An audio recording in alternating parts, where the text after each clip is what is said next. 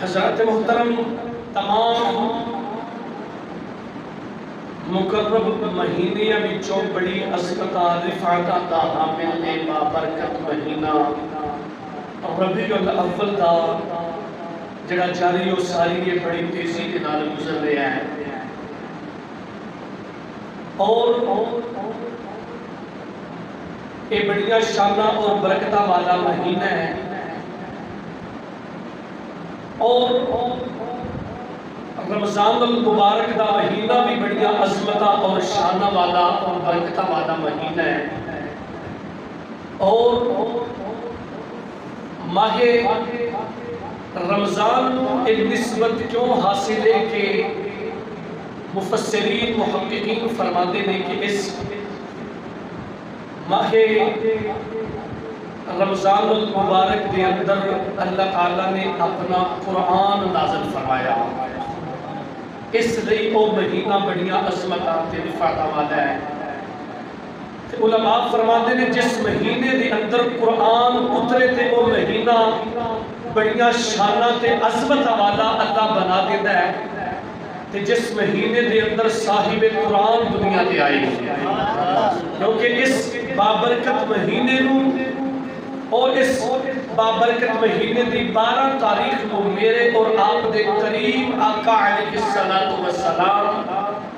پوری کائنات لئی رحمت بن کے دنیا تے تشریف لے کے آئے۔ گزشتہ جمعۃ المبارک کے اندر بھی یہ باتاں سماعت کیتیاں کہ کریم آقا علیہ السلام اس مہینے دے اندر دنیا دے اتے آ کے اللہ رب العزت نے اپنے محبوب کو بھیج کے دکھیاں دے دکھ دور کر کے اللہ تعالیٰ نے سارے عوام الناس کو خوشحالیاں عطا فرما دیتیاں اور بڑے ناقص عقیدہ والے لوگ بھی موجود ہیں کہ جڑے رسول اللہ صلی اللہ علیہ وآلہ وسلم دی نبوت نوں 40 سال تو بعد تسلیم کر دینے مندے نے کہ جدو کریم آقا علیہ السلام نے 40 سال تو بعد نبوت دا اعلان فرمایا ہے، وہ اس ویلے تو کریم آقا علیہ السلام نبوت مانتے ہیں، اس تو پہلے حضور نبی نہیں مانتے ہیں۔ کہ میں ایک طالب علم ہون دی حیثیت دے نال ان کو دعوت فکر دینا چاہنا کہ بے شک نبوت دا اعلان میرے اور آپ دے کریم آقا علیہ السلام نے اللہ تعالیٰ دے حکم دے مطابق 40 سال تو بعد فرمایا ہے، لیکن نبی ادو بھی نبی ہوتا ہے جدو ماں دی گود وچ بھی آ جاتا ہے، نبی ادو بھی نبی ہوتا ہے۔ اس کا مطلب یہ ہے کہ جنہیں 40 سال عمر تو بعد نبوت دا اعلان کیتا ہے تو ادو نبی بڑی نے، پہلے اس کو نبی نہیں سن۔ نانا کریم آقا علیہ السلام پہلے بھی نبی سن، لیکن 40 سال کو بعد جڑا آپ نے نبوت دا اعلان فرمایا نا، وہ اللہ تعالیٰ دے حکم دے مطابق 40 سال تو بعد نبوت دا اعلان فرمایا ہے، پہلے نبی سن۔ اور میں عرض کر چکیا کہ نبی ماں دی گود میں چاہ جاوے کہ نبوت اس سے ویلے ہوتی شروع ہوتی ہے، اور اس بات دی دلیل دنیا دا کوئی عالم، کوئی خطیب، کوئی ادیب صرف انہوں نے جملیاں دے نال بیان کرے تھے، یہ نہیں سمجھنا کہ بس یہ جی انہوں دی دلیل ہے نا۔ تسی اللہ تعالیٰ دا قرآن پڑھ کے دیکھ لو، اللہ تعالیٰ قرآن دے اندر بھی بیان فرما رہا ہے۔ کس طرح جدوں حضرت عیسیٰ علیہ السلام دی والدہ محترمہ،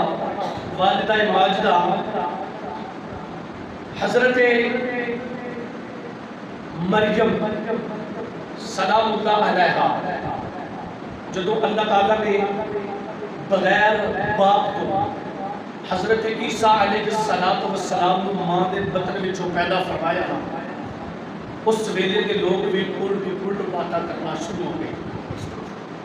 کہنے لگے کہ اے مریم